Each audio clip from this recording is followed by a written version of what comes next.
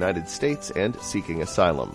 Flores said that tackling this immigration issue will take time and cooperation among Central American countries. Well, there you go, right? And if you think that's a problem, let's go to track 9, Derek, because once they get into Mexico or Central America, you know there's nothing there for them. They've got no jobs. Guess where they're headed? To the United States, right? It's an open highway.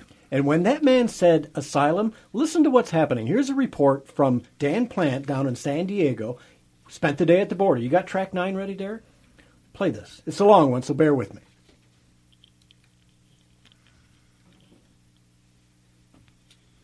No dice. All right, we're going to have to work on I can do an impersonation of Dan Plant.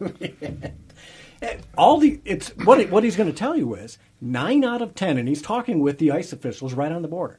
9 out of 10 illegals caught at the border are being released into San Diego. 9 out of 10. That's 90%. In South America, Paraguay and Bolivia now have a massive Muslim immigration. And they're coming from the Middle East with no one checking them. They're they're hungry for cash in those countries, so they don't really look at what's coming in as long as they bring their cash. Yeah. And those are the very people that are coming across our borders, and this is what we need to stop. Yeah. So we've got this ready. This is Dan Plant interviewing Chris Harris of the National Border Patrol Council. You got it ready? Go.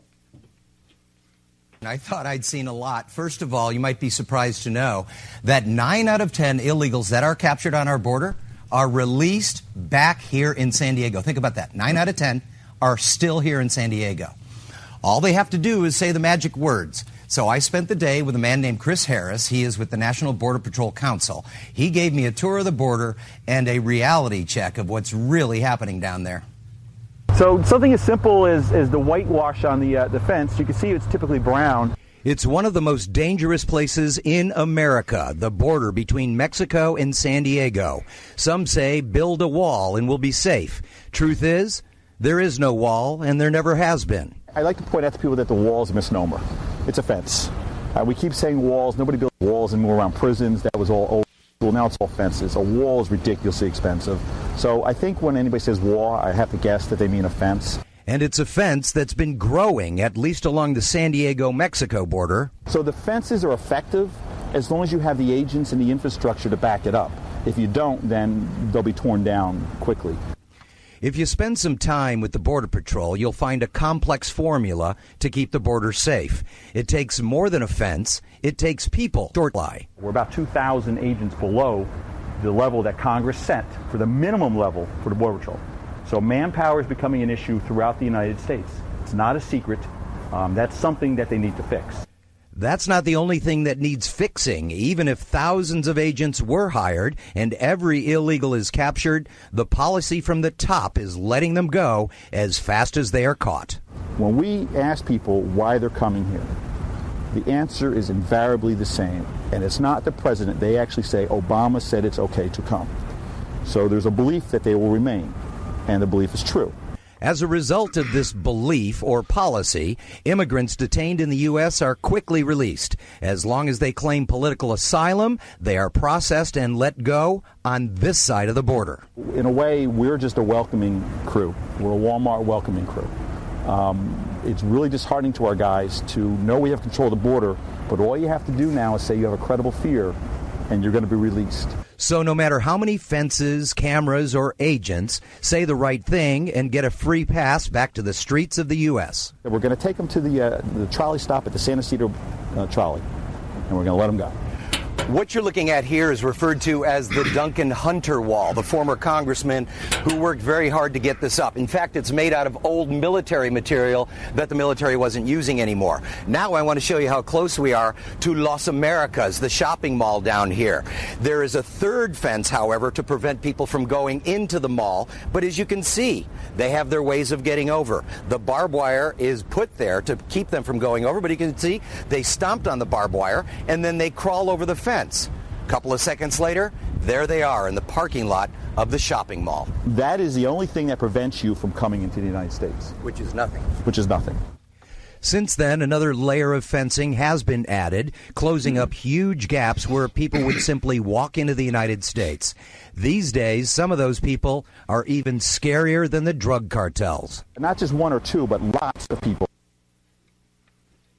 that mean harm to this country are slipping in.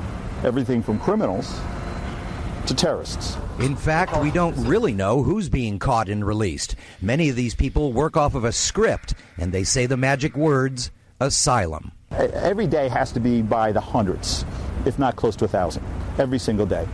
In the end, it's a matter of politics from the very top. The message is out. One of the things we actually absolutely have to have is the President of the United States and the Secretary of Homeland Security to come out and say, look, this is a treasured system. It's being abused. It's going to stop today. Yeah, but that's the way it is right now. And the word is out. You remember that thing in Central America where they were actually putting out flyers telling people, come to America, right. Obama is welcoming you. And that's why we had that influx of Central Americans. And as he told me, these days, they don't run from the Border Patrol. They run to the Border Patrol because the Border Patrol takes care of them under our current policy. Yeah. If you need food, if you need blankets, medicine. There was one story that he told me today, that there's a guy who snuck over here. He got arrested, said, I'm from Mexico, but I have a heart condition. They brought him to the hospital. He is going to get free heart surgery here in the United States after sneaking across the border. So we take care of these people like they're our own children. So in a sense, they're rewarded for crossing the border. They are rewarded. That is exactly what he was telling me. And, you know, and they... Okay, so there you go. Whose budget does that health care come under?